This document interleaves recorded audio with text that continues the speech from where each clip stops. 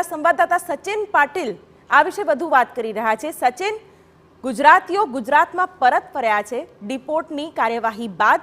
અત્યારે પરિવાર સાથે મેળાપ પણ થઈ રહ્યો છે, પણ તેની વચ્ચે અનેક સવાલો તો થશે જ, કારણ કે કાયદાનો ભંગ થયો છે, નિયમો તૂટ્યા છે અને અનેક પ્રશ્નો પણ ઉઠી રહ્યા છે।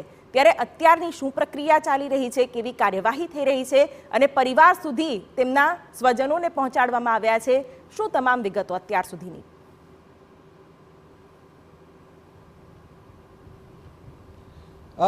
શિવાની, જે પ્રકારે આખો ઘટનાક્રમ છે, આપણે ડીંગુચાની પણ વાત કરીએ તો ડીંગુચાને ભૂલવું ન જોઈએ, કારણ કે જે પ્રકારની ઘટના ત્યાં બની હતી અને જે પ્રકારે બોર્ડર ક્રોસ કરીને એ પરિવાર ત્યાં પહોંચવાનો પ્રયાસ કર્યો હતો અને ત્યાં એમના મૃત્યુ થયા હતા। હવે જે આ ડિપોર્ટની પ્રક્રિયા છે એની સાથે આપણે જો એ ઘટનાની આપણે જો વાત કરીએ તો આ 33 ગુજરાતીઓ છે જેમને ડિપોર્ટ કરવામાં આવ્યા છે। અમૃતસરથી તેઓ આજે અમદાવાદ એરપોર્ટ આવ્યા અને ત્યારબાદ એક પછી એક તેઓ પોતપોતાના ઘરે જઈ રહ્યા છે। સવાલ અહીંયા એ છે કે આ લોકો અહીંયાથી ગયા તો ગયા કેવી રીતે?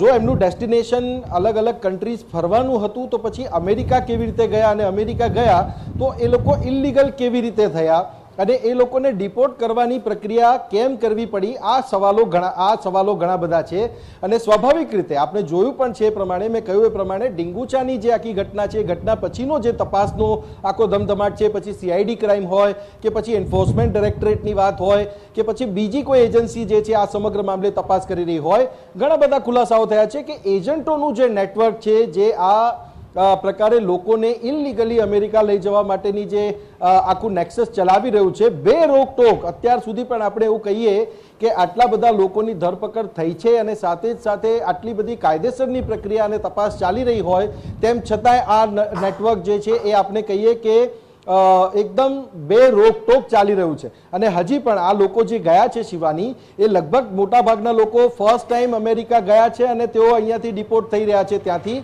અને તેઓ પાછા ભારત મોકલવામાં આવ્યા છે। ત્યારે આ જે બાબત છે એ બાબત ઘણા બધા સવાલ ઊભા કરે છે। બીજી જે બાબત છે એ બાબત એ છે કે આ લોકો કેટલા રૂપિયા આપીને ત્યાં ગયા છે, તો એ પણ એક મહત્વનો સવાલ છે। બોર્ડર ક્રોસ કરવાની છે તો મેક્સિકો બોર્ડર ક્રોસ કરીને ગયા છે કે અન્ય કોઈ દેશથી બોર્ડર ક્રોસ કરીને આવ્યા છે કે પછી વિઝિટર વિઝા પર ગયા છે અને ત્યાં ખોટી રીતે રહી રહ્યા હતા કે શું હતું? આ બધી જ બાબતો, કારણ કે આમાં યુવકો છે, યુવતીઓ છે, મહિલાઓ છે, બાળકો છે, પુરુષો છે અને પરિવારો જે છે એ પણ પરત ડિપોર્ટ કરવામાં આવ્યા છે। એટલે સવાલ અહીંયા એ છે કે અમેરિકા જવાની જે ઘેલછા છે એ ઘેલછા અને સાથે જ સાથે પોતાના જીવના જોખમે જવાનું રિસ્ક, મેં કહ્યું એ પ્રમાણે કે ડીંગુચાના પરિવાર સાથેની જે ઘટના બની છે એ તો ખૂબ કરુણ ઘટના છે, પરંતુ એ સિવાય પણ કાયદેસરની પ્રક્રિયા ખૂબ જટિલ હોય છે આવા કિસ્સાઓમાં।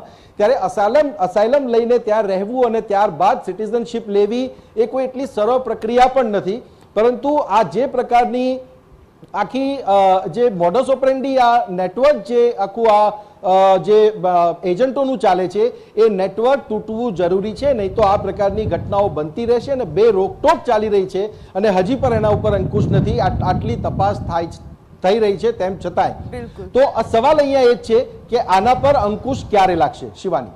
બિલકુલ, અંકુશ ક્યારે આવશે?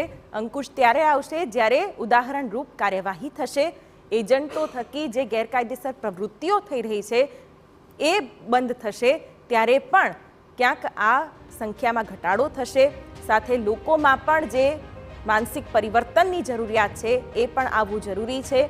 કોઈ પણ દેશમાં કાયદેસરતા વિના વસવાટ કરવો, ત્યાં કમાણી કરવી એ નિયમોનો ભંગ છે અને કોઈ પણ પ્રકારની ઘેલછામાં ન આવીને આ રીતે કાયદાનો ભંગ ન કરવો જોઈએ, સમજવું પણ હવે જરૂરી છે।